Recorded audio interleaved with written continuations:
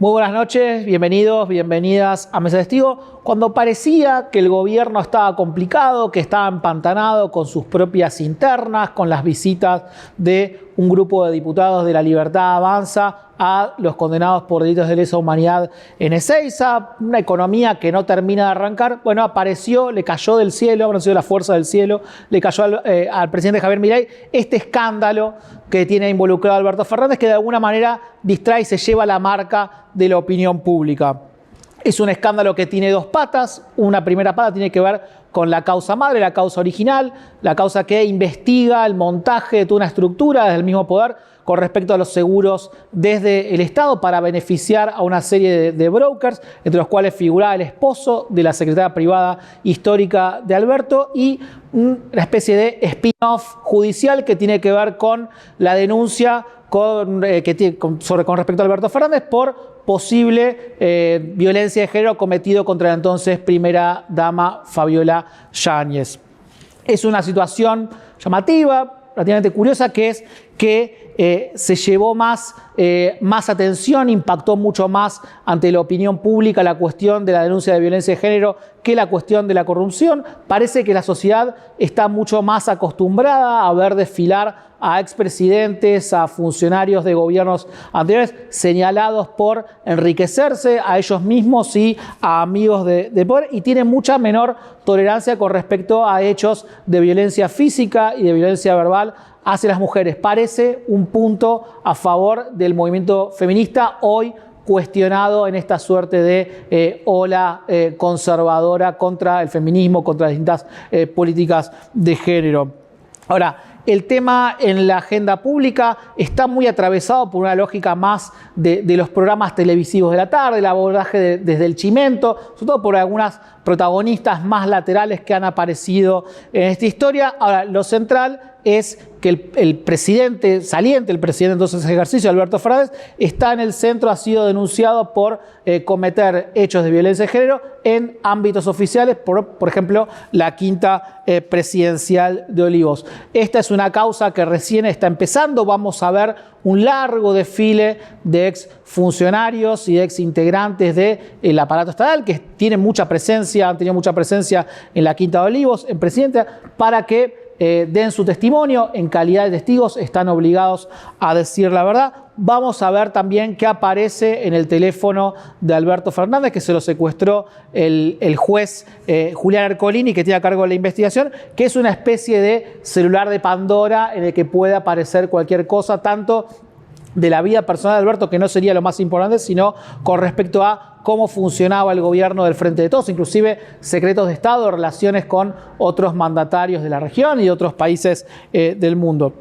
Lo cierto es que este escándalo termina de echar tierra o echa más tierra sobre Alberto Fernández, que es ya a esta altura un cadáver político. No solo es la cara, Alberto, de un gobierno que fracasó en la economía, de un gobierno que también fracasó en la política, muy atravesado por distintas internas. Él nunca pudo terminar de ejercer la autoridad presidencial, sino que suma una segunda gran mancha ética a su prontuario. La primera fue la foto de Olivos, de ese cumpleaños, como él dijo, de mi querida Fabiola, una foto que en su momento se negó y que después terminó apareciendo, y ahora está envuelto en una denuncia por violencia de género y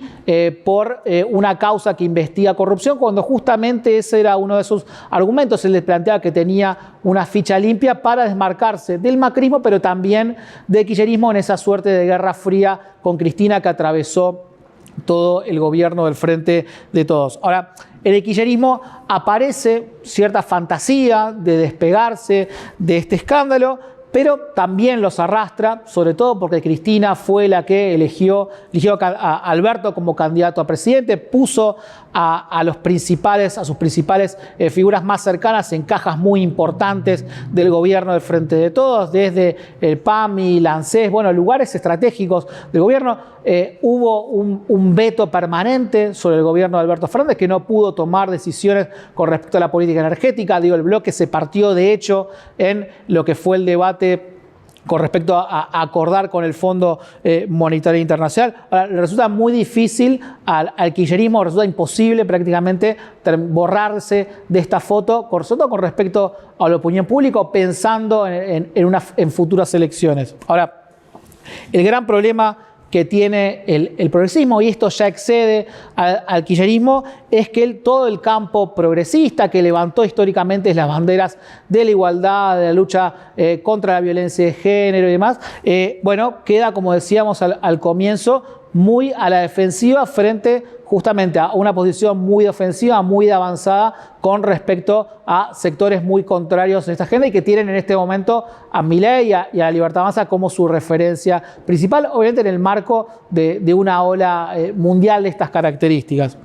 Ahora, esta situación del peronismo, este escándalo, de Alberto Fernández, agrava, profundiza la crisis del peronismo, que está en una situación más parecida a los 80, cuando sufrió la derrota con Raúl Alfonsín en las primeras elecciones democráticas después de la dictadura, una derrota impensada en su momento para el peronismo, que, como decíamos, entra en un proceso muy fuerte de discusión interna, de renovación, no solamente de dirigentes y también de actualización programática, sobre todo en el ámbito, en el plano económico, sino también de cómo reconstruir la confianza en el plano moral con respecto a la sociedad. Uno de los activos más delicados y que más deben valorar cualquier fuerza política, porque es el más difícil de construir, que cuando se rompe es el más difícil justamente de reconstruir, de poner de vuelta en pie. Ahora, está claro que este escándalo le sirve claramente a Milei, le sirve contrarrestar en este juego de espejos con el pasado, que es uno de sus principales activos. Vamos a ver en las próximas semanas cuánto jugo le puede sacar el gobierno a esta situación. Entonces vamos a ver al gobierno muy interesado en que este tema se mantenga en el centro de la conversación pública. Hay un punto que el gobierno podrá influir y determinar y otro punto que no, pero el gobierno está muy interesado que esto esté permanentemente en discusión. Igual sería un error que el gobierno se confiara y descansara que este tema va a solucionar todos los problemas. Los problemas económicos siguen estando ahí, faltan dólares, la inflación es cierto que está a la baja, pero un costo social y económico en términos de actividad, de empleo muy altos. Siguen estando presentes las internas, quizás de modo latente, pero siguen estando ahí en el centro del dispositivo de poder de la Libertad Avanza. Aliados como el PRO y el bloque de Miguel Ángel Pichetto están mucho más exigentes. Se vienen días y semanas intensas para el gobierno en el Congreso, por el DNU, por los fondos reservados para la nueva CIDE, por la fórmula jubilatoria, por los pliegos del hijo de García Mansilla para cubrir las vacantes en la Corte Suprema de Justicia.